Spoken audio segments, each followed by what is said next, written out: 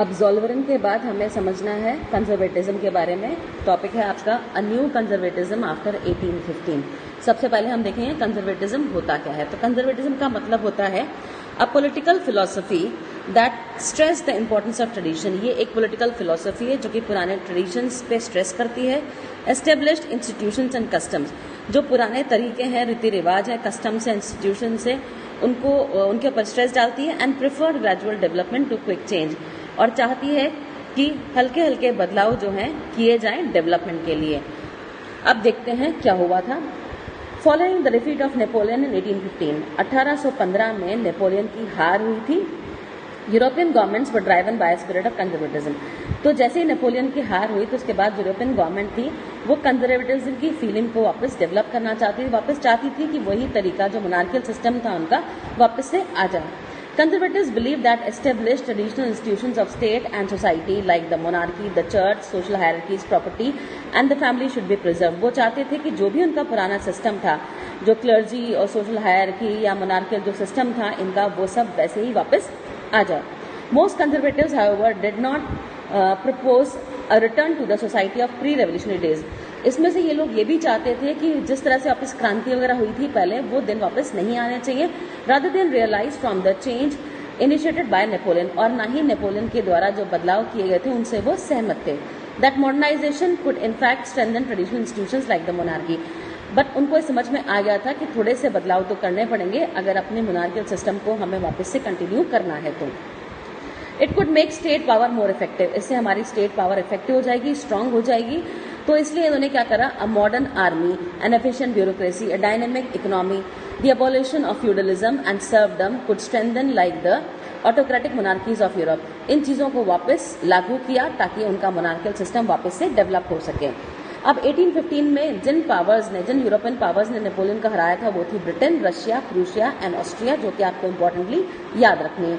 अब ये चारों, कोई भी जब पावर होती है दूसरे को हराती है तो उसके ऊपर कुछ समझौते होते हैं। तो यहाँ पर 4 कंट्रीज ने मिलकर नेपोलियन को हराया था। तो ये चारों जो थी वियना नामक प्लेस पर मीटिंग के लिए आए। The Congress was hosted by the Austrian chancellor Duke Metternich. अब ये जो मीटिंग थी कांग्रेस की, इसको होस्ट करने वाले ऑस्ट्रिया के चांसलर थे Duke Metternich. The delegates Drew up the treaty of Vienna.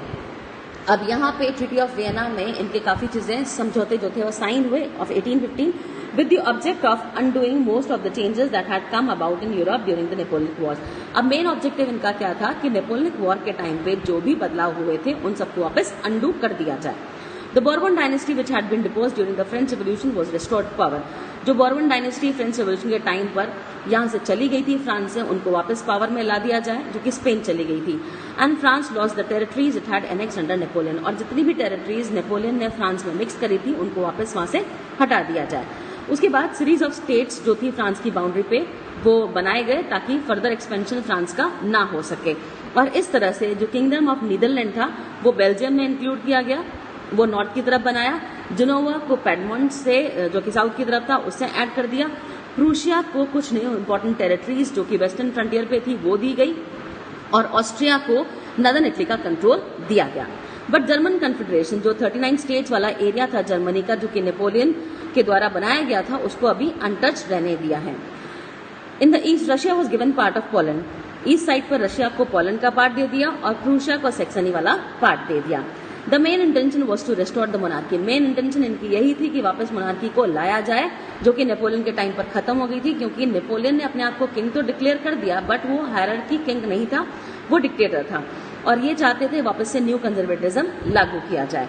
अब कंजर्वेटिव रिजाइम जो कि 1815 में बनी है वो वापस से ऑटोक्रेटिक प्रॉपर मोनार्कियल सिस्टम वाली थी, जो कि किसी भी तरह की आलोचना, किसी भी तरह का डिसेंट, विरोध को बर्दाश्त नहीं करती थी। वो चाहती थी कि इस तरह की चीजों को उठने से पहले ही दबा दिया जाए, और इसीलिए most of them impose censorship laws. इसीलिए इन्होंने सेंसरशिप लॉज वगैरह लगा दिए न्यूज़पेपर, बुक, प्ले, सॉन्ग्स पे, ताकि इनके खिलाफ कोई भी चीज जो है मीडिया के जरिए लोगों तक ना पहुंच सके।